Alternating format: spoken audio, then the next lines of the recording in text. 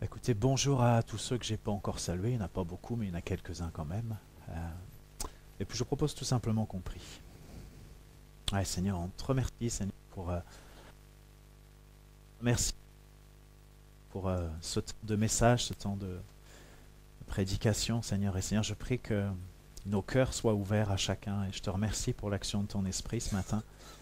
Merci pour nos cœurs ouverts, Seigneur. Et merci parce que je crois que tu vas aussi parler, tu vas toucher des vies, tu vas ouvrir peut-être des choses nouvelles pour certains. Et Seigneur, nous te remercions parce que tu es celui qui est à l'œuvre dans nos vies, tu es fidèle à ta parole, tu es fidèle à tout ce que tu dis, Seigneur, tu es fidèle à tout ce que tu es parce que tu ne changes pas. Et nous sommes vraiment heureux de te connaître et de pouvoir apprendre à marcher dans tes voies. Amen. Je voudrais lire avec vous dans Romains 5 et on va lire les versets 1 à 5. Romains 5, versets 1 à 5. Étant donc justifiés par la foi, nous avons la paix avec Dieu par notre Seigneur Jésus-Christ, à qui nous devons d'avoir eu par la foi accès à cette grâce, dans laquelle nous demeurons fermes et nous nous glorifions dans l'espérance de la gloire de Dieu. Bien plus, nous nous glorifions même dans les afflictions, sachant que l'affliction produit la persévérance la victoire dans l'épreuve, et cette victoire l'espérance.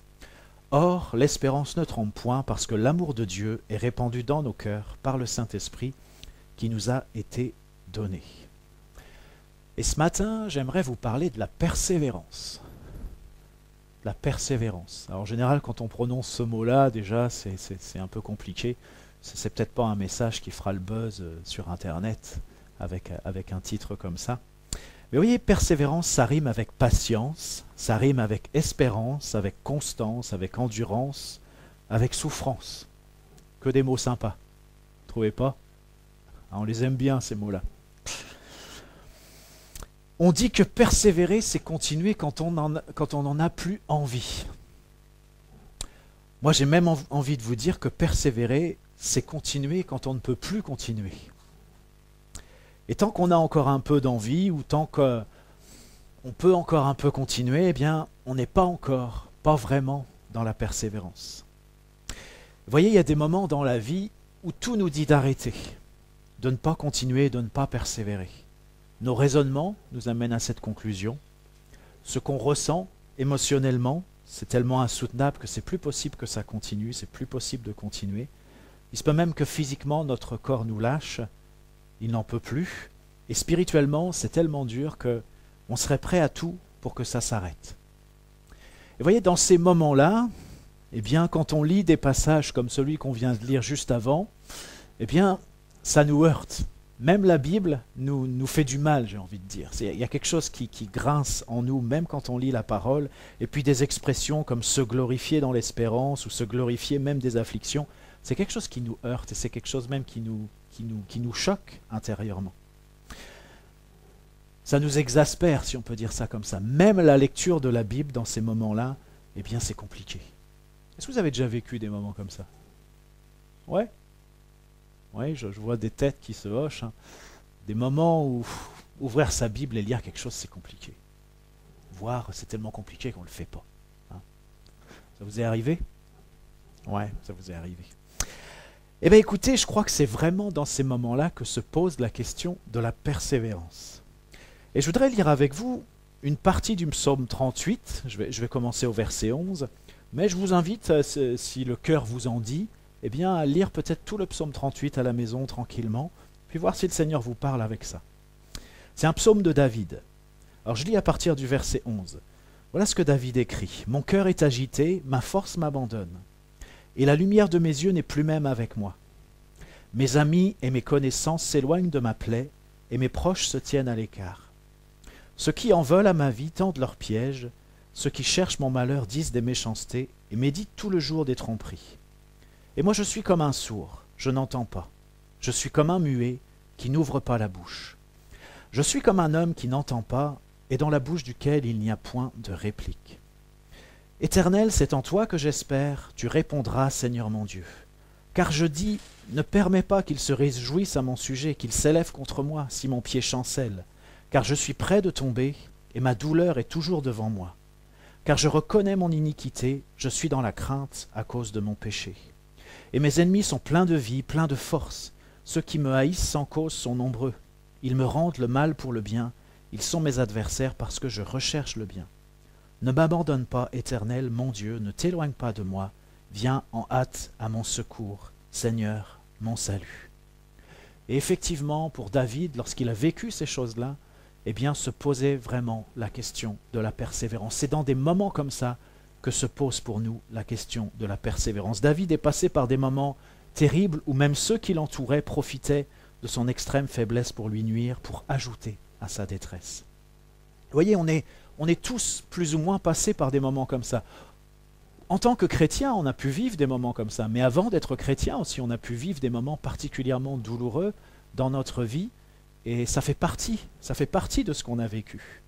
Et j'ai envie de vous dire que la vie est ainsi faite que on y est tous passés, ou alors on est en train d'y passer, ou on y passera tous, sauf peut-être quelques privilégiés, mais je mettrais peut-être même le mot privilégié avec des guillemets, parce que c'est pas sûr que ceux qui échappent à ces souffrances soient finalement des privilégiés. Hébreux 6, versets 11 et 12 nous dit « Nous désirons que chacun de vous montre le même zèle pour conserver jusqu'à la fin une pleine espérance, en sorte que vous ne vous relâchiez point et que vous imitiez ceux qui par la foi et la persévérance héritent des promesses. » Vous voyez ce qu'on voit dans ce passage-là, mais ce qu'on voit dans beaucoup de passages dans la Bible, c'est qu'il y a un lien très fort entre la persévérance et la foi. Les deux sont vraiment liés.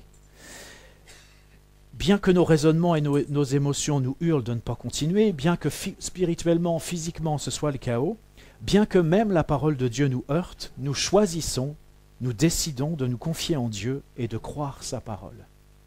Et vous voyez, les mots sont importants. Nous choisissons, nous décidons. Ça signifie qu'il y a un acte de volonté de notre part. Il y a un choix que nous faisons. Alors bien sûr, si on fait ce choix-là, c'est parce que le Seigneur nous porte. C'est parce que le Saint-Esprit nous donne la capacité de faire ça. C'est Dieu lui-même qui nous donne la capacité de faire ce choix. Mais il ne fait pas ce choix à notre place. C'est à nous de choisir, à nous de décider. Et voyez, quand on décide de persévérer, eh bien, cette décision qu'on prend là, eh bien, on la prend par la foi, parce qu'on choisit de faire confiance à Dieu et on choisit de faire confiance à sa parole. C'est notre choix qui nous fait entrer dans la persévérance. Alors, et c'est là que j'arrive où je veux vraiment qu'on puisse être attentif à ce que le Seigneur peut-être peut nous dire. On a dit que persévérer, c'est continuer quand on ne peut plus continuer. Et lorsqu'on fait le choix de la persévérance, eh bien, c'est un choix qu'on fait par la foi. Mais il y a une question qui se pose immédiatement. C'est que si on ne peut plus continuer, si on choisit de continuer et qu'effectivement on continue, eh bien, où est-ce qu'on a trouvé les ressources pour continuer? Où est-ce qu'on a trouvé les ressources pour continuer d'avancer, pour persévérer de manière effective? Encore une fois, notre décision de persévérer est une démarche de foi, mais notre manière de persévérer aussi. Est-ce que notre manière de persévérer, eh bien, on persévère par la foi? Alors, j'aimerais vous dire qu'il y a deux endroits où on peut trouver des ressources pour persévérer. On peut trouver ça en Dieu, ou on peut trouver ça en nous-mêmes, c'est-à-dire dans notre chair. Et j'aimerais attirer votre attention sur le fait qu'il y a des ressources importantes dans notre chair. Souvent, alors qu'on croit puiser nos ressources en Dieu, en réalité, on puise ces ressources-là en nous-mêmes. Et c'est de ça que je voudrais parler ce matin. Je vous disais qu'il y a deux endroits où on peut trouver des ressources pour persévérer. Le premier endroit, c'est en Dieu, et le deuxième endroit, c'est dans notre chair. Mais pour qu'on puisse activer, libérer ces ressources de notre chair, pour que ces ressources-là soient libérées, eh bien la chair va avoir besoin d'un scénario, et d'un scénario qui soit spirituel, ou en tout cas qui ait une apparence de spiritualité. Vous savez, ça me fait penser à ça, c'est un peu comme dans les livres dont vous êtes le héros, je ne sais pas si vous connaissez ça, mais moi j'ai lu un peu ça quand j'étais jeune, et c'est un livre où on doit choisir comme ça les différentes étapes, on lit une partie, et puis voilà, si on choisit telle chose, on va à la page 23, telle autre chose à la page 66, on se construit une histoire soi-même, on se construit un scénario soi-même. Et vous voyez, la chair, elle a besoin d'un scénario, et quand elle a ce scénario, eh bien il y a des ressources qui sont attachées à ce scénario et qui sont libérées. Alors ce matin, je voudrais qu'on examine 3 types de scénarios que la chair peut se faire pour justement bénéficier, entre guillemets, de ces ressources qu'on croit être des ressources qui viennent de Dieu, alors qu'en réalité, c'est des ressources qui viennent de nous-mêmes. Alors, 3 scénarios, je ne prétends pas faire le tour de tous les scénarios possibles, parce que vous savez, le prophète Jérémie, il a dit que le cœur de l'homme, il est tortueux plus que toute autre chose. Donc la chair, elle n'est pas à court d'imagination pour inventer des scénarios. Et là, je voudrais qu'on regarde ensemble 3 scénarios. Le premier, c'est on se victimise. Le deuxième, c'est, alors j'ai inventé un mot, c'est on se religionise ou on spiritualise les choses. Et puis le troisième, c'est on se sacrifie. Et puis finalement, en se sacrifiant, on sacrifie aussi les autres. Et voyez, il y a quelque chose dans la chair qui fait qu'elle aime se victimiser, elle aime se religioniser, c'est le mot que j'ai inventé, elle aime se sacrifier. Et ces 3 scénarios, ils sont différents, même si en réalité, ils sont relativement proches. Mais ces attitudes, cette manière qu'on a d'envisager les difficultés que nous vivons, eh bien, ça libère en nous des ressources qui sont nouvelles, des ressources qui nous permettent de continuer, d'avancer, de persévérer. Vous avez compris que ces ressources-là, eh bien, elles n'ont rien de spirituel, et bien au contraire, elles vont s'opposer à l'œuvre de Dieu dans notre vie, ou en tout cas, elles vont vraiment l'amoindrir et vont perturber l'œuvre de Dieu dans notre vie. Et alors, si c'est bien la foi qui préside à notre décision de persévérer, eh bien, il arrive que la manière dont nous persévérons n'ait rien à voir avec la foi. Et si on en reste là, et on va examiner ensuite un peu plus précisément les 3 scénarios, mais si on en reste là, eh bien lorsqu'on fait face à l'affliction de cette manière avec les ressources de la chair, eh bien on met en échec le processus que Dieu veut opérer dans notre vie, ce processus qu'on a lu dès le départ, où l'affliction produit la persévérance produit la victoire dans l'épreuve, la victoire dans l'épreuve produit l'espérance et l'amour de Dieu qui est répandu dans nos cœurs. Et j'imagine que c'est ce que vous souhaitez, avoir la victoire dans l'épreuve, vivre vraiment cette espérance de manière concrète et que l'amour de Dieu soit répandu dans nos cœurs. C'est ce qu'on souhaite, c'est ce qu'on veut. Mais il se peut que la manière dont on choisit de faire face à l'épreuve, la manière dont on choisit de persévérer, la manière dont concrètement on persévère, eh bien, soit comme un obstacle à cette œuvre que Dieu veut faire dans notre vie. Alors, premier scénario, eh bien, on se victimise.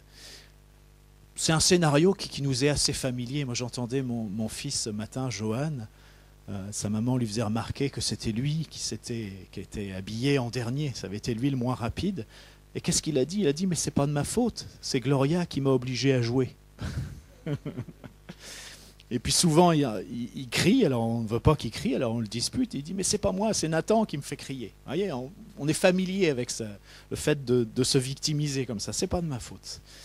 Et pour illustrer ça, eh bien, je voudrais lire avec vous dans Job 19, versets 1 à 11. Vous voyez, c'est ce premier scénario où finalement on est des victimes. Alors des victimes spirituelles, bien sûr. Job 19, versets 1 à 11. Job prit la parole et dit... Donc il y a eu cet échange avec les amis de Job, entre guillemets. « Jusqu'à quand affligerez-vous mon âme et m'écraserez-vous de vos discours? Voilà 10 fois que vous m'outragez. N'avez-vous pas honte de m'étourdir ainsi? Si réellement j'ai péché, seul j'en suis responsable.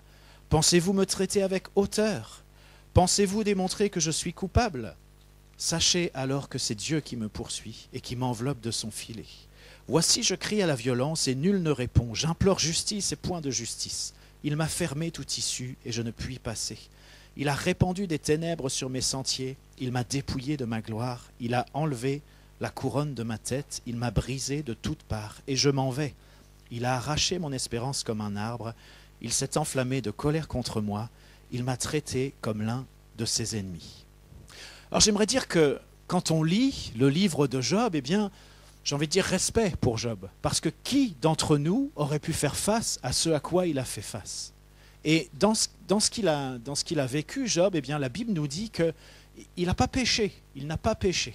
Enfin, c'est un petit peu plus subtil que ça peut-être. Je voudrais juste qu'on regarde ça. Dans Job, il nous est dit que la première étape des difficultés qu'il a vécues, eh bien, il nous est dit, en tout cela, Job ne pécha pas et n'attribua rien de scandaleux à Dieu. Mais ensuite, il y a eu une deuxième étape où il a vécu encore des choses encore plus difficiles. Et il nous est dit, en tout cela, Job ne pécha point par ses lèvres. Job ne pécha point par ses lèvres. Et j'aime bien cette nuance parce que je me dis, il a dû s'en passer des choses dans sa tête. Mais effectivement, il n'y a rien qui puisse être compté comme un péché qui soit sorti de ses lèvres. Et alors, ce qu'on voit dans ce passage, c'est que pour continuer à vivre, si on peut dire ça comme ça, pour survivre, eh bien Job se victimise. Il s'invente un scénario. Il invente un scénario où il est victime. Et c'est ça qui va lui permettre de persévérer, c'est ça qui va lui permettre de survivre. Et voyez, quand on lit ce qu'on a lu, mais on peut le retrouver dans d'autres passages dans Job, eh bien, on se rend bien compte que le scénario que Job met en avant ne correspond pas à la réalité de ce qui se passe. Ce que Job dit dans ce passage qu'on a lu, c'est que Dieu le poursuit, mais Dieu n'est pas en train de le poursuivre. Il dit que Dieu l'enveloppe de son filet, mais Dieu n'est pas en train de l'envelopper de son filet. Il dit que Dieu est en colère contre lui, mais Dieu n'est pas en colère contre lui. Il dit que Dieu le traite comme l'un de ses ennemis, mais Dieu n'est pas en train de le traiter comme un de ses ennemis. Mais la réalité, eh bien, c'est que Dieu a autorisé Satan à nuire à Job. Parce que ce dernier, Satan, eh bien, il prétend que ce n'est pas de manière désintéressée que Job sert Dieu. Et oui, cette question, elle est vraiment importante. Et si on se la pose sérieusement devant le Seigneur, si on demande au Seigneur de nous éclairer, de se dire, mais voilà, est-ce que moi je sers Dieu de manière désintéressée? Est-ce que c'est de manière désintéressée que je crains Dieu, que je sers Dieu? Eh bien, si le Seigneur nous éclaire, eh bien on va se rendre compte que bien souvent, ce n'est pas du tout le cas. Ce n'est pas de manière désintéressée qu'on sert Dieu. Il y a toute une construction qui est là et que le Seigneur peut aussi nous montrer. Et là, en tout cas, eh bien, on voit que Job invente un scénario. Et pour dire les choses encore autrement, c'est vrai que Satan a touché à Job et Dieu lui a donné l'autorisation de faire passer Job par toutes les épreuves qu'il a subies. Mais la réalité, alors on le découvre à la fin du livre de Job, c'est que Dieu, il avait un plan, il avait un objectif dans tout ça, c'est qu'il voulait se révéler à Job. Dieu voulait se révéler à Job d'une manière particulière. Et voyez, lorsque Satan a cru détruire Job, lorsque Satan a cru que Job allait maudire Dieu, qu'il allait se détourner de Dieu, eh bien, ça n'est pas ce qui s'est passé, mais mieux encore, Dieu s'est révélé au travers de tout cela, Dieu s'est révélé à Job. Et vous connaissez ce passage où Job dit, mais j'avais entendu, mon oreille avait entendu parler de toi, mais maintenant mon œil t'a vu. Et on voit que Job, sa relation avec Dieu, bien c'était injuste, il n'avait pas péché, c'est ce que la Bible nous dit, c'est le verdict de Dieu lui-même. Mais pourtant, eh bien, il y a véritablement cette relation toute nouvelle qui va se développer entre Job et Dieu. Mais voyez, au chapitre 19, eh bien, le scénario que Job a dans sa tête eh bien, ne correspond pas du tout à la réalité. Et puis Job nous parle aussi de ses fameux amis, vous savez, qui parlent avec lui. Et alors les amis de Job, eh bien, je ne crois pas qu'ils cherchent forcément à nuire à Job, malgré que Job a l'air de dire ça. Mais ils sont tout simplement dépassés par la situation que Job vit. Et puis ils sont incompétents pour pouvoir lui apporter une quelconque consolation. Mais dans sa situation, eh bien, Job ressent les choses comme s'il était victime de Dieu, victime de ceux qui parlent avec lui. Voilà, c'est de cette manière-là que Job va continuer à vivre, que Job va survivre et qu'il va persévérer. C'est de cette manière-là. C'est en se victimisant que Job parvient à survivre. Et voyez, c'est un réflexe. On a tous ce réflexe-là. Je vous disais tout à l'heure, un petit enfant a ce réflexe-là. Mais Adam et Ève ont eu exactement le même réflexe. Vous vous souvenez quand Dieu, dans le jardin d'Éden, leur demande des comptes, il dit « Mais qu'est-ce qui s'est passé, Adam? Où es-tu? Qu'est-ce que tu fais? Qu'est-ce que tu as fait ?» Eh bien, qu'est-ce que dit Adam? Il dit « Mais c'est pas moi, c'est la femme que tu as placée à mes côtés. » Et puis la femme, elle va dire « Mais c'est pas moi, c'est le serpent qui m'a induite en erreur. » Vous voyez, c'est ce réflexe qu'on a toujours de se victimiser, de dire « Mais c'est pas moi » et de considérer que dans cette affaire-là, on est une victime. Alors bien sûr, on enrobe ça de spiritualité, c'est-à-dire l'incompréhension peut-être des frères et sœurs, le fait que Dieu lui-même eh bien, a une attitude avec nous que nous n'arrivons pas à comprendre, et on se victimise. Mais on essaie de faire ça d'une manière qui est spirituelle. Et vous voyez, et quand on fait ça, eh bien, dans notre chair, parce que notre chair, elle apprécie de se victimiser. Il y a quelque chose dans notre chair qui aime passer pour la victime. Eh bien, ça nous permet de libérer des ressources pour persévérer, mais ce sont des ressources charnelles, des ressources qui viennent de nous-mêmes et pas des ressources qui viennent de Dieu. Ce n'est pas notre foi, notre confiance à Dieu qui est ici à l'œuvre dans ce processus de victimisation. Alors j'aimerais vous dire que, voyez que pour Job, eh bien, il a dû en passer par là. Et je crois que parfois dans nos vies, eh bien, on doit en passer par là. C'est-à-dire arriver au bout de ce qui est possible pour nous, de nos ressources, des ressources de notre chair, pour enfin découvrir qu'il y a des ressources en Dieu, pour enfin découvrir que ce scénario, ce film qu'on s'est fait, eh bien, il est faux, et que Dieu désire autre chose pour nous. Alors c'est encourageant d'une certaine manière, parce que ce qui est arrivé à Job, eh bien, ça peut nous arriver aux uns et aux autres. Et parfois, eh bien, c'est en passant aussi par cette démarche charnelle que Dieu nous emmène au bout de nous-mêmes et nous fait découvrir qui il est et quels sont ses plans aussi véritablement. Ça, c'était le premier scénario, le fait de se victimiser. Est-ce que quelqu'un se reconnaît dans ce scénario de, voilà, on passe pour des victimes? Ouais, faites-moi un petit coucou si c'est le cas. Ok, bon, il y a du monde dans la salle, c'est bon. Deuxième scénario. Alors, on se religionise, hein, encore une fois, c'est un mot que j'ai inventé. Ça a un rapport avec le fait de devenir plus religieux. Et puis, on spiritualise les choses. Alors, ça peut sembler positif, mais en réalité, c'est une manière de se détourner de la réalité. Alors, je voudrais lire avec vous, pour illustrer ce scénario-là, Ésaïe 58, versets 1 à 11. Ésaïe 58, versets 1 à 11. Alors, je vais vous lire dans la version du Sommeur. Elle me semble plus parlante, mais vous avez les mêmes éléments avec des mots un peu différents donc, dans d'autres versions. Voilà ce qui est écrit. « Crie de toutes tes forces et ne te retiens pas. » Donc c'est Dieu qui donne des indications au prophète. « Fais retentir ta voix comme le son du cor. À mon peuple, dénonce sa révolte, et aux descendants de Jacob leur faute. Ils me recherchent chaque jour. Ils disent qu'ils se plaisent à connaître mes voies, comme ferait un peuple qui accomplit ce qui est juste et n'a pas délaissé le droit que son Dieu a prescrit. Ils exigent de moi de justes jugements et veulent être près de Dieu. Que nous sert de jeûner si tu ne le vois pas? Pourquoi nous humilier si tu n'y prends pas garde? Au jour où vous jeûnez, vous traitez vos affaires et vous exploitez tous vos ouvriers. Vous passez votre jeûne en procès et querelle et en frappant du poing avec méchanceté. Ce n'est pas par des jeûnes comme ceux d'aujourd'hui que vous ferez entendre vos prières là-haut. Est-ce cela le jeûne auquel je prends plaisir? Est-ce cela un jour où l'homme s'humilie? S'agit-il de courber la tête comme un jonc et de vous étaler sur le sac et la cendre? Pouvez-vous appeler cela un jour de jeûne que l'Éternel agrée? Et alors ce qu'on voit dans ce passage, il faut décoder un petit peu ce qui est écrit, mais ce qu'on voit, c'est qu'il y a un contraste saisissant entre la manière dont le peuple se voit et la manière dont Dieu, le verdict de Dieu par rapport au peuple. Alors, encore une fois, ici aussi, on est dans une situation qui est difficile. Le peuple fait face à des difficultés certaines. Et alors, ce qu'on voit, c'est que les gens du peuple, pour faire face à ces difficultés, qu'est-ce qu'ils font? Eh bien, qu'est-ce qu'ils croient faire, plus exactement? Eh bien, ils croient qu'ils recherchent Dieu chaque jour.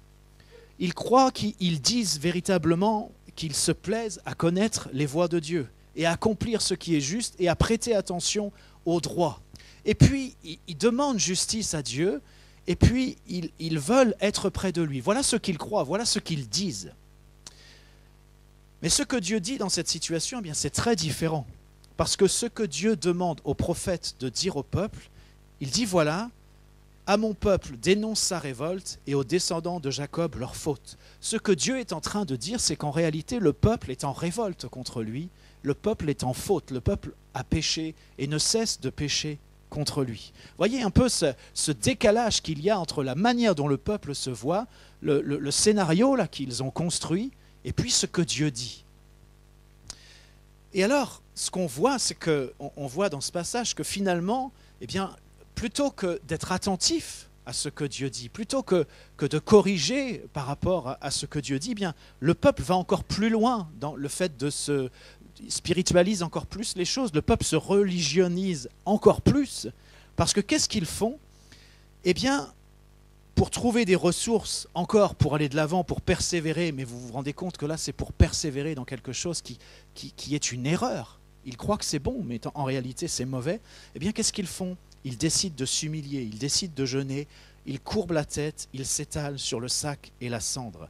Et ce que Dieu dit, c'est qu'ils ne se rendent même pas compte que leurs jeûnes ne sont qu'une offense supplémentaire à Dieu. Et pendant ces jeûnes, ils continuent leurs affaires, ils se querellent, ils font preuve de méchanceté, et ils ne comprennent pas, et ça devient un reproche à Dieu, ils ne comprennent pas que Dieu ne prête pas attention à leurs humiliations et à leurs jeûnes. Et vous voyez, là on est vraiment dans les ressources de la chair, les ressources de la religion. Mais vous savez que nous-mêmes, on a souvent une attitude qui ressemble à celle-là dans les difficultés et dans l'affliction. Plutôt que de nous confier simplement en Dieu, eh bien, on développe des exercices soi-disant spirituels, on renforce notre soi-disant consécration et nous croyons ainsi approfondir notre relation avec Dieu, alors que nous sommes tout simplement en train de développer notre religiosité, la religiosité de notre chair, pour accéder à des ressources qui devraient soi-disant nous permettre d'avancer, de persévérer, mais qui en réalité ne font que nous écarter de ce que Dieu veut. Et finalement, ça devient une révolte, comment on dit, une révolte appuyée, une révolte carabinée contre Dieu. Parce qu'ici, notre carburant n'a rien de spirituel. On s'appuie sur la force de la chair. Et alors, ce qui est terrible, eh bien, c'est que bien souvent, on ne s'en rend pas compte. Et alors que nous devenons de plus en plus charnels, eh bien, on croit devenir de plus en plus spirituels. Et le décalage entre le verdict de Dieu sur notre situation, sur notre vie, eh bien, ne fait que grandir par rapport à notre compréhension de notre situation. Et voyez, on est tous concernés par ça. Oui, je ne vais même pas vous poser la question, est-ce que quelqu'un se sent concerné? Quelqu'un peut ne pas le voir et se dire, mais moi, je ne suis pas concerné par ça. Mais voyez, la religion, eh bien, c'est quelque chose dans lequel on se cache. Qu'est-ce que Adam et Ève ont fait quand ils ont péché? Leur premier réflexe, eh bien, ils sont allés se cacher. Et lorsque Dieu, eh bien, parle, nous dit la vérité, lorsque Dieu veut établir une relation qui est authentique avec nous, eh bien, notre réflexe, oui, à cause de la souffrance, à cause de la difficulté, à cause de notre construction, c'est d'aller se réfugier, mais d'aller se cacher dans des choses qu'on fait, dans des rituels, dans des choses qui semblent spirituelles, dans des choses qui semblent bibliques, mais où finalement il y a comme une déconnexion de Dieu. Vous voyez, c'est très bien de prier, de dire Seigneur, on te recherche, c'est très bien de réclamer la justice, c'est très bien de jeûner, c'est très bien de s'humilier. On pourrait dire, mais ce que le peuple fait, ce que le peuple dit, c'est que des bonnes choses. Mais en réalité, ils sont juste en train de se planquer de ce que Dieu est en train de dire. Et voilà un réflexe que nous avons tous. Alors, ce que je suis en train de vous dire et ce que je suis en train de nous dire, et je crois que c'est important qu'on le réalise, c'est que bien souvent, dans notre manière de vivre la vie chrétienne, eh bien, c'est mélangé. Il y a des choses qui relèvent d'une authentique relation avec Dieu, mais il y a aussi des choses qui relèvent d'une forme de religion et quelque chose qui est charnel, des habitudes qui sont là, une espèce de système qui nous sécurise et qui nous permet de nous planquer, pour le dire comme ça. Et on ne s'en rend pas compte. Donc on ne s'en rend pas compte. Voilà, il y a cette construction. Et j'aimerais vous dire que c'est important qu'on puisse être attentif dans ces moments-là à ce que Dieu nous dit. Et voyez, la difficulté, c'est que là, lorsque Dieu dit au peuple, mais voilà, vous êtes en révolte contre moi, vous êtes en faute et vous ne cessez que d'accentuer vos fautes à mon égard. Mais le peuple ne peut pas entendre ça, puisque le peuple jeûne, puisque le peuple s'humilie, puisque le peuple prie, semble faire tout un tas de bonnes choses. Mais c'est important qu'on puisse écouter le verdict de Dieu, même s'il nous heurte, même s'il nous semble que ce n'est pas possible à ce que Dieu dit. Mais Dieu est Dieu. Et s'il dit quelque chose, c'est parce qu'il veut toucher quelque chose dans notre vie. Et c'est parce qu'il veut nous faire sortir de là où on s'est caché.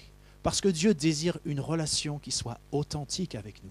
Et il ne désire pas qu'on ait une relation qui soit basée sur la religion, une relation où on est planqué par rapport à Dieu. Ce que Dieu désire, c'est que ce soit authentique, c'est que ce soit véritable. Vous voyez, on l'a chanté ce matin, que Dieu, il est celui qui guérit nos cœurs, il est celui qui nous libère. Et Dieu veut faire ça dans nos vies, si nous, on le veut aussi. Mais il ne faut pas qu'on s'embarque dans des trucs qui peuvent, peut-être, on se dit, mais oui, c'est bien, voilà, c'est le Seigneur qui me conduit comme ça. Mais il faut qu'on retrouve une simplicité, une authenticité avec Dieu pour dire, ok, Seigneur, tu dis ça, moi j'y comprends rien, ça me dépasse, mais je veux accepter ce que tu dis. Je veux vraiment qu'on ait une relation qui soit réelle, qui soit authentique. Je ne veux pas être un planqué, je ne veux pas être un religieux.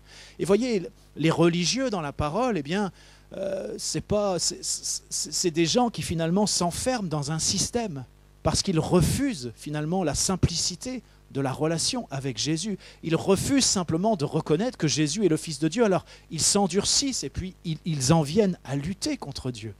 Pourtant, on pourrait se dire, mais s'il y a bien des personnes qui devraient reconnaître qui est Jésus, eh bien, ce sont les hommes religieux qui connaissent les textes, qui ont une vie entre guillemets nickel chrome, qui pratiquent tout ce qu'il faut pratiquer. On pourrait le dire, on pourrait dire, voilà, il y a des chrétiens comme ça, c'est des super chrétiens. Ils pratiquent tout, ils font tout bien, ils sont attentifs à la parole, etc. Ok, peut-être, mais peut-être que c'est aussi une manière de se planquer. Et j'aimerais attirer votre attention là-dessus, pour qu'on puisse dire au Seigneur, mais Seigneur, s'il y a d'une manière ou d'une autre, eh bien, je suis en train de me planquer de toi, je suis en train de me cacher, et peut-être je suis en train même de me révolter sans le réaliser, eh bien Seigneur, je veux avoir ce cœur ouvert et cette humilité, que tu puisses me le montrer.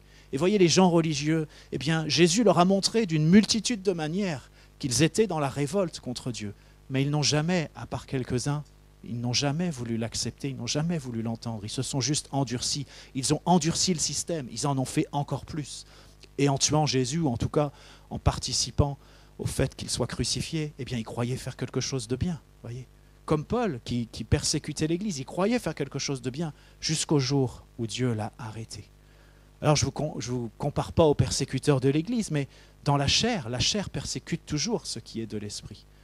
Et c'est important qu'on en soit conscient parce que nous, ce que nous désirons, et je sais que c'est dans le cœur de beaucoup, peut-être dans le cœur de tous, et c'est ce que Dieu nous a dit, c'est que nous soyons un peuple de l'esprit. Un peuple de l'esprit. Et pour être un peuple de l'esprit, il faut qu'il y ait cette authenticité, il faut qu'il y ait cette simplicité et cette confiance en Dieu. Et qu'on ne s'embarque pas dans des trucs, fussent-ils marqués dans la Bible, mais si Dieu ne nous le demande pas, eh bien, il faut qu'on ait cette sagesse de dire, Seigneur, ce qui compte, c'est ma relation avec toi. Et que ce soit toi qui me conduis, ce soit toi qui me parle. Et bien sûr, Dieu va utiliser la Bible. Mais voilà, je ne voudrais pas que nous soyons les uns et les autres des planqués, sans s'en rendre compte, encore une fois.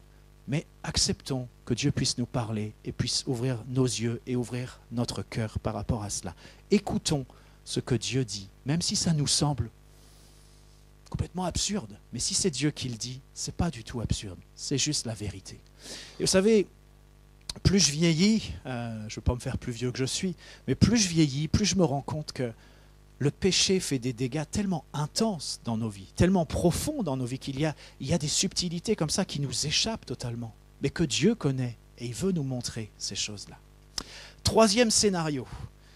C'est le scénario où on se sacrifie. Et puis ce que je voudrais vous montrer, c'est que lorsqu'on se sacrifie soi-même, eh bien, on sacrifie aussi les autres. Ça a un impact sur les autres, un impact négatif. Alors voilà, je voudrais lire avec vous dans Juge 11, versets 29 à 34. Juge 11, versets 29 à 34. L'Esprit de l'Éternel fut sur Jephthé. Il traversa Galad et Manassé. Il passa à Mitzpé de Galad, et de Mitzpé de Galad, il marcha contre les fils d'Ammon. Jephthé fit un vœu à l'Éternel et dit, « Si tu livres entre mes mains les fils d'Ammon, quiconque sortira des portes de ma maison, au-devant de moi, à mon heureux retour de chez les fils d'Ammon, sera consacré à l'Éternel, et je l'offrirai en holocauste. » Holocauste, ça veut dire sacrifice, si jamais ce n'est pas clair.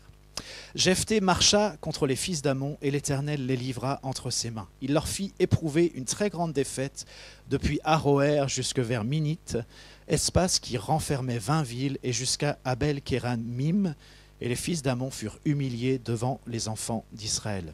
Jephthé retourna dans sa maison à Mitzpa, et voici sa fille sortie au-devant de lui, avec des tambourins et des danses. C'était son unique enfant. Il n'avait point de fils et point d'autres filles. Bon, je ne sais pas pourquoi ça me touche de lire ça. Voilà. Vous imaginez la suite. La suite, c'est qu'effectivement, il va offrir en sacrifice sa fille. Et alors, vous voyez, on est dans un contexte difficile, là. On est dans un contexte de guerre. C'est particulièrement stressant. Jephthé, il est vraiment dans la difficulté. Et puis, ce qui nous est dit, ce que le texte nous dit, c'est que l'Esprit de l'Éternel est sur Jephthé pour le rendre victorieux. Et puis c'est ce qui va se passer. Il remporte la victoire sur les fils d'Ammon, une victoire éclatante, une victoire glorieuse. Mais ce qu'il y a aussi dans ce texte, j'ai envie de dire malheureusement, mais ça nous est utile aujourd'hui, c'est qu'au cœur de la détresse, au cœur du stress, face à l'angoisse du combat, eh bien pour se donner du courage, qu'est-ce que va faire Jephthé? Pour se donner du courage, c'est-à-dire pour accéder à des ressources supplémentaires, comme s'il manquait de ressources, étant rempli de l'Esprit de l'Éternel, eh bien Jephthé va prononcer un vœu qui est tout à fait insensé. J'ai envie de le dire comme ça, il va se faire du mal pour rien. Et il dit, voilà, quiconque sortira de ma maison quand je rentrerai victorieux, eh bien, je l'offrirai en sacrifice à Dieu. Et voyez, c'est absurde. Personne n'a demandé à Jephthé de faire ça, de dire ça, et surtout pas Dieu. Mais voilà, il se sent en détresse, et qu'est-ce qu'il veut faire? Eh bien, il veut des ressources supplémentaires. Alors, il a une attitude, bien qu'étant rempli de l'Esprit, c'est ça qui est intéressant aussi. Bien que l'Esprit de Dieu soit sur lui, eh bien, il fait quelque chose de tellement charnel. Parce qu'il a besoin, je ne sais pas, de se sécuriser, de se dire, voilà, je vais offrir quelque chose, je vais me sacrifier, je vais me faire du mal, je vais me saigner. Et Dieu, eh bien, il va vraiment agir, il va vraiment honorer ce que je dis, ce que je fais. Et voilà, qu'il se trouve dans une situation où il va faire finalement quelque chose que Dieu ne lui a jamais demandé, et personne ne lui a jamais demandé ça. Et s'il n'avait pas fait ce vœu-là, eh bien l'Esprit de l'Éternel, de la même manière, était sur lui pour qu'il puisse remporter la victoire et qu'il y ait effectivement cette victoire éclatante. Vous voyez, il y a quelque chose aussi dans la chair où elle aime se sacrifier, elle aime se faire mal, et ça aussi, c'est une sorte de scénario qui nous permet d'accéder à des ressources supplémentaires pour persévérer. Et voyez, c'est quelque chose qu'on a tendance à faire aussi, alors pas de la même manière, mais finalement, vous voyez, des fois on est dans cette logique où il faut qu'on fasse ça, c'est notre devoir, on doit souffrir pour Jésus, c'est le prix à payer. On a parfois des réflexions comme ça, et d'une certaine manière ça peut être juste. C'est vrai que la Bible nous enseigne qu'il peut y avoir des souffrances, la Bible nous enseigne aussi qu'il y a un prix à payer. Mais j'ai remarqué une chose, je l'ai remarqué dans ma propre vie, je l'ai remarqué dans la vie des autres aussi, et je ne dis pas que c'est toujours comme ça, mais c'est quand même quelque chose que j'ai remarqué, c'est que lorsqu'on parle comme ça, eh bien, il y a souvent quelque chose qui est un peu faussé. Et en réalité, Dieu nous met dans une situation, eh bien, où quelque part il nous interpelle. Et le fait que nous soyons dans un moment de souffrance, dans un moment de difficulté, dans un moment de stress, eh bien, ce n'est pas juste pour qu'on puisse dire, voilà, c'est le prix à payer. C'est parce que Dieu veut nous montrer autre chose. Et voyez, parfois quand on dit, oui, c'est mon devoir, c'est le prix à payer, je dois souffrir pour Jésus, eh bien c'est encore une manière, et c'est assez charnel, c'est une manière de mettre un écran entre ce que Dieu voudrait nous dire, ce que Dieu voudrait faire dans notre vie, dans cette situation, et nous finalement, on fait obstacle à cette finesse que Dieu peut avoir pour nous toucher, parce qu'on se dit, voilà, je dois souffrir pour Jésus, c'est le prix à payer. Et encore une fois, je vous disais tout à l'heure, les dégâts du péché sont parfois si fins et si subtils qu'on est un peu hermétique à ça. On croit que c'est juste de dire, voilà, je dois souffrir pour Jésus, je dois payer le prix. Et il se peut que ce soit juste. Ça, d'une certaine manière, c'est biblique. Mais je voudrais encore insister sur parfois, quand on a ce genre de raisonnement, on est juste en train de faire obstacle, de se cacher d'une certaine manière, de ce que Dieu veut pointer et de ce que Dieu veut faire dans notre vie. Et alors ce texte, je le trouve intéressant parce que c'est vrai que là, concrètement, eh bien, Jephthé va sacrifier sa fille. Mais vous savez, parfois, ce qui se passe avec ces raisonnements, c'est le prix à payer, je dois souffrir pour Jésus, eh bien souvent c'est la famille, c'est les proches qui font les frais de ce genre d'attitude. Et là, vous imaginez, la vie de la fille de Jephthé s'est arrêtée brutalement. Mais vous imaginez aussi qu'est-ce qui s'est passé dans le cœur de Jephthé lui-même, ce qu'il a dû vivre. Et puis imaginez aussi la maman. Je ne sais pas comment il a pu se remettre de cette situation, comment cette famille a pu se remettre de cette situation. Mais c'est quelque part toute la famille qui a été sacrifiée, et plus encore. Et voyez, avant d'arriver à cette conclusion que Dieu nous demande de sacrifier quelque chose, j'aimerais vous dire, il faut qu'on soit attentif à ce que Dieu veut nous dire véritablement. Parce qu'il se pourrait que Dieu ne soit pas en train de nous demander de sacrifier quelque chose, qu'il soit en train de vouloir toucher quelque chose de plus profond dans notre vie. Et que c'est au travers de la situation que nous vivons qu'il veut le toucher. Et finalement, lorsqu'on dit, eh bien c'est le prix à payer, on fait obstacle à ce que Dieu veut faire. Et ça a des conséquences. Ça a des conséquences pour les proches, ça a des conséquences pour la famille, ça a des conséquences pour l'entourage. Il ne faut pas qu'on soit dans des logiques qui sont insensées, des logiques, encore une fois, des logiques où on se victimise, des logiques qui sont religieuses ou des logiques où on se sacrifie lorsqu'il ne nous est pas demandé de nous sacrifier. Et puis, ce texte aussi est intéressant parce qu'il montre bien qu'on peut être rempli, je l'ai déjà dit mais je le redis, on peut être rempli de l'Esprit de Dieu et puis faire quelque chose qui est tout à fait à côté de la plaque, qui est complètement charnel. Vous voyez, les deux sont possibles et c'est un peu comme ce qui s'est passé avec Pierre qui a cette révélation que Jésus est le Fils de Dieu et puis juste après, eh bien, Jésus est obligé de lui dire « Arrière de moi, Satan, tes pensées me sont un scandale ». Vous voyez, il faut qu'on soit conscient que dans nos vies, on peut tout à fait être rempli de l'Esprit de Dieu, marcher par l'Esprit, et puis avoir des moments où c'est la chair qui prend le relais et qui nous emmène dans des directions qui sont tout à fait erronées. Alors, j'arrive bientôt à la fin de ce que je voulais partager avec vous. Vous voyez ces trois scénarios, le scénario de la victimisation, de la religionisation, le scénario du sacrifice, eh bien, c'est en réalité des scénarios qui sont relativement proches, mais qui sont aussi différents.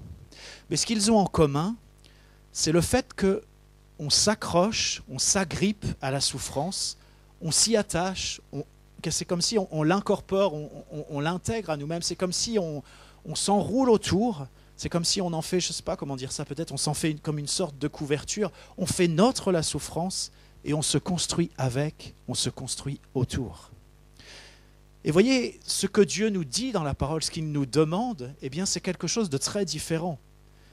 Par exemple, dans Philippiens 4, versets 6 et 7, il est dit « Ne vous inquiétez de rien, mais en toute chose faites connaître vos besoins à Dieu par des prières et des supplications avec des actions de grâce. Et la paix de Dieu qui surpasse toute intelligence gardera vos cœurs et vos pensées en Jésus-Christ. » Je vous lis aussi 1 Pierre 5, versets 6 et 7. Il est dit « Humiliez-vous donc sous la puissante main de Dieu, afin qu'il vous élève au temps convenable, et déchargez-vous sur lui de tous vos soucis, car lui-même prend soin de vous. » Psaume 37, verset 5 nous dit « Recommande ton sort à l'Éternel, mets en lui ta confiance, et il agira. » Et vous voyez, sans rentrer dans de très grands développements, vous voyez la différence. La manière dont Dieu nous demande de gérer la souffrance, la manière dont Dieu nous demande de faire face à l'affliction, nous demande de faire face aux difficultés que nous pouvons rencontrer, eh bien, c'est de nous décharger sur lui. C'est d'apprendre à lui abandonner ces choses-là. Mais la manière dont la chair va fonctionner, eh bien, c'est l'inverse. On va rester accroché, on va incorporer cette souffrance, elle va faire partie de nous, elle va nous déterminer quelque part, elle va même dire qui on est. Et vous voyez que c'est deux logiques et c'est deux constructions qui sont tout à fait différentes. Mais encore une fois, la chair est religieuse et elle se cache sous des raisonnements, sous des scénarios qui ont une apparence de spiritualité. Et je voudrais simplement nous interpeller ce matin parce que chacun dans nos vies, nous avons été amenés à persévérer, nous avons dû faire des choix de persévérance. Et je crois que souvent ces choix sont effectivement des choix de la foi. Nous choisissons de placer notre confiance en Dieu et nous choisissons de nous confier dans la parole de Dieu. Mais c'est après que ça se gâte. C'est-à-dire que les ressources que nous devrions puiser en Dieu, dans sa parole, et le fait de lui abandonner les choses et de s'attendre à lui, eh bien, nous agissons d'une manière qui est tout à fait différente. Encore une fois, bien souvent, sans nous en rendre compte. Mais l'interpellation que je voudrais vous laisser ce matin, c'est où avons-nous puisé nos ressources pour persévérer? Est-ce que c'est en Dieu ou est-ce que c'est en nous-mêmes? Où avons-nous puisé nos ressources pour persévérer? Est-ce que c'est en Dieu ou est-ce que c'est en nous-mêmes? Est-ce que ça vous parle? Dites-moi. Dites-moi, ouais. À 2 ou 3, ça parle. 3, 4, les enfants aussi devant. Est-ce que les musiciens voulaient bien revenir, s'il vous plaît, puis on va juste prier. Ce que je voudrais juste vous proposer pour prier, voyez, je crois que voilà, ce matin, si ça vous a parlé, si vous avez entendu Dieu vous parler, si le Saint-Esprit a parlé à votre cœur et que vous dites « Mais oui, j'ai utilisé des ressources de la chair pour pouvoir persévérer et je n'ai pas forcément utilisé les ressources qui se trouvent en Dieu. » Voilà, peut-être c'est quelque chose que Dieu vous fait la grâce de le voir ce matin, ou peut-être vous ne le voyez pas ce matin, vous le verrez peut-être plus tard. qu'importe. Mais si ce matin, vous le voyez, vous le considérez, eh bien, je voudrais simplement vous proposer que ce qui est important, c'est simplement de le reconnaître devant Dieu. Et c'est de lui demander pardon d'avoir agi de cette manière-là. Et je vous propose simplement, après vous faites comme vous voulez, vous pouvez rester assis pour faire ça, vous pouvez vous lever parce que vous pensez que c'est bien de manifester cet engagement, vous pouvez même vous avancer parce que vous dites, mais oui, j'ai besoin qu'on prie pour moi par rapport à ça. Mais voilà, ce qui est important ce matin, je crois, c'est que vous puissiez, et je me mets dedans, c'est que nous puissions reconnaître là où nous avons fait fausse route et là où nous avons construit dans notre vie des scénarios pour accéder à des ressources qui n'étaient pas les bonnes ressources. Et vous voyez, ça m'a frappé ce matin quand le premier chant qu'on a chanté, c'était ce chant qui disait « Prépare la voie, prépare la voie, prépare la voie pour ton Sauveur, prépare la voie pour celui qui guérit ton cœur. Que ta vie soit prête, que ton cœur soit prêt. » Et vous voyez, je crois que nous sommes dans ces moments où Dieu veut toucher les cœurs en profondeur. Et je crois que le Seigneur nous dit, prépare la voie, prépare ton cœur. Prépare la voie pour celui qui guérit ton cœur. Si tu veux que ta vie soit prête, si tu veux que ton cœur soit prêt, eh bien prépare la voie. Et je crois que ce matin, c'est une manière aussi de préparer la voie, de dire au Seigneur, Seigneur, pardon, pardon. J'ai construit des scénarios, j'ai cru que c'était bon, que c'était spirituel, mais je me suis trompé. J'ai utilisé des ressources qui n'étaient pas les bonnes. Et je te demande pardon. Et simplement de faire cette prière, eh bien je crois que ça prépare la voie. Ça prépare la voie pour celui qui guérit ton cœur.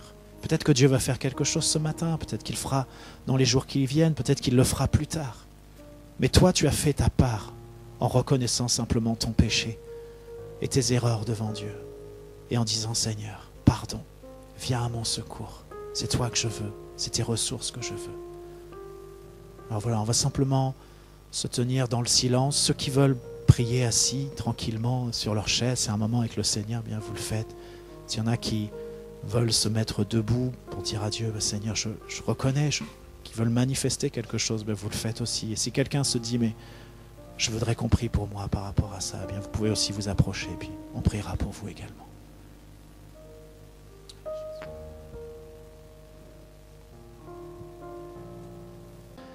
Seigneur, je veux prier aussi pour l'ensemble de l'Église, Seigneur, pour que nos cœurs soient prêts, pour que nos vies soient prêtes, Seigneur. Oui, nous préparons la voie pour le Seigneur, pour celui qui vient, pour celui qui marche devant, qui marche avec nous, qui marche à nos côtés. Nous voulons te dire, Seigneur, oui, nous voulons marcher à ta suite, être ce peuple de l'Esprit, être ce peuple touché par toi, être ce peuple guéri, être ce peuple restauré, être ce peuple libéré. Seigneur, je prie simplement pour chacun, pour que la lumière de ta parole, pour que l'action de ton esprit opère dans nos vies, Seigneur. Nous reconnaissons que nous avons besoin de toi, nous reconnaissons que nous avons péché en allant chercher des ressources ailleurs qu'en toi. Oh, nous ne savions pas, ou peut-être nous savions, mais qu'importe, nous sommes coupables devant toi, Seigneur, et simplement on le reconnaît. Parce que ce qu'on désire, c'est toi, Jésus. C'est vivre de toi. Et c'est être ce peuple de l'Esprit que tu appelles encore ce matin. Merci pour ta grâce, Seigneur, efficace, pour ta grâce suffisante.